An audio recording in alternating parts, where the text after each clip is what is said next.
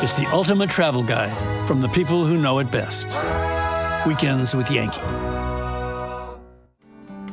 Cape Neddick, Maine is home to Walker's Restaurant, where a love for food and wine is combined with exuberant hospitality. 4 miles from the restaurant is the farm that has been in executive manager Danielle Johnson Walker's family for 6 generations. We raise mostly dairy goats, so dwarf Nigerians. We have just over 2 dozen. And we have Muscovy ducks. We have a couple horses. And we used to do chickens, but we have 1 rooster. Danielle's husband is her executive chef, Justin Walker. Today, they've invited Amy to a bean-hole supper built on a Maine tradition that precedes the state itself. To make a bean-hole supper, you need to find a really cool pot. Certainly, we lucked out and found probably a 100-year-old pot to do it in, and I'm so excited. I've been wanting one for years. We need to dig a hole. You start your fire, line your hole with rocks, get started with smaller wood, and then size it up and get your big bed of coals. It probably takes a couple hours at least to get it properly done.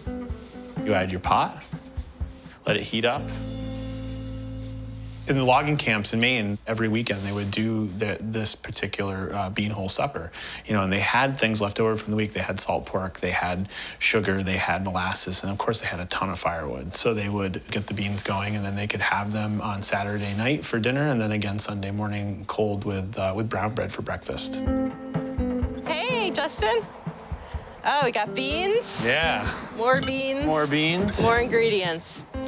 I'll grab the foil. All right. So I'm guessing the pork goes in first? Yeah, we add the salt pork. Okay. First, we start by sweating the salt pork. That releases the fat. That's the only fat in the dish. Wow, that's beautiful. Look at that. Pretty crazy. So you want to put in onions?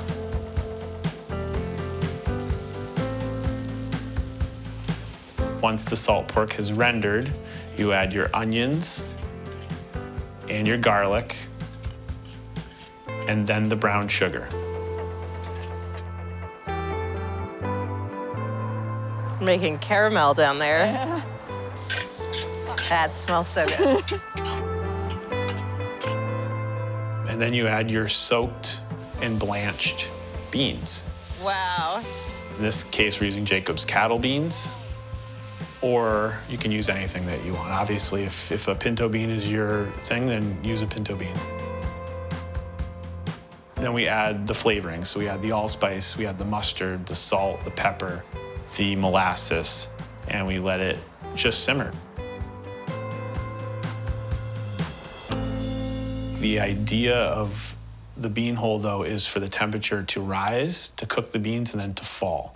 And when that temperature falls, it's going to drive the starch back into the beans, which is going to give it that sort of creamy baked bean texture that you get without baking them. All right.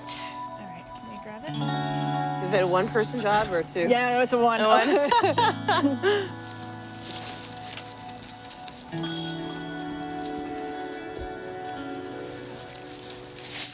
From their very origins, bean-hole suppers have always been about community. So while the beans are cooking, Justin, Danielle, and I are setting up a little outdoor dining room and setting up a fire for some more cooking.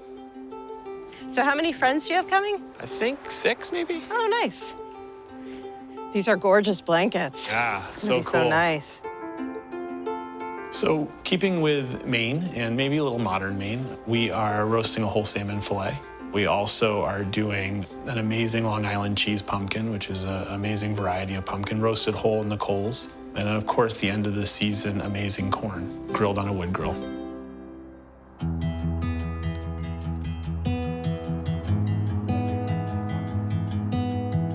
Welcome, everybody. Thank you for coming. I wanted to briefly introduce you to Amy. Hi, Amy. So we've been working hard. They've been working much harder than I have to put on this feast. Has anybody here had a bean-hole supper before?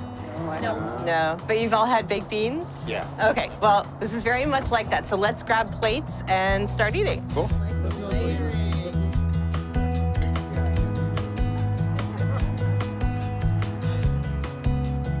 I see the salt pork the onions. That looks so good.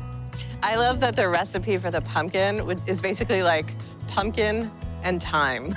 And not the herb, but literally like lots of thyme and fire. As with this whole dinner, I think it's just patience. Yes, like simple ingredients and patience. I love this meal because it really has its roots in like such deep American history and pre-American history. I mean, these ingredients, you know, fish, pumpkin, beans, corn, those are all the ingredients that Native people who were here before the English were cooking with. It's pretty cool. The idea of a bean hole supper is it brings everybody together for a long period of time. So nowadays, everything's quick, as fast as you can get it, instant. And this is something that just is simply not that. And it's really great that it takes you back to sort of the beginning of cooking. To small gatherings of friends, which are sometimes the best, to fall, to feasting. To bean holes. Cheers.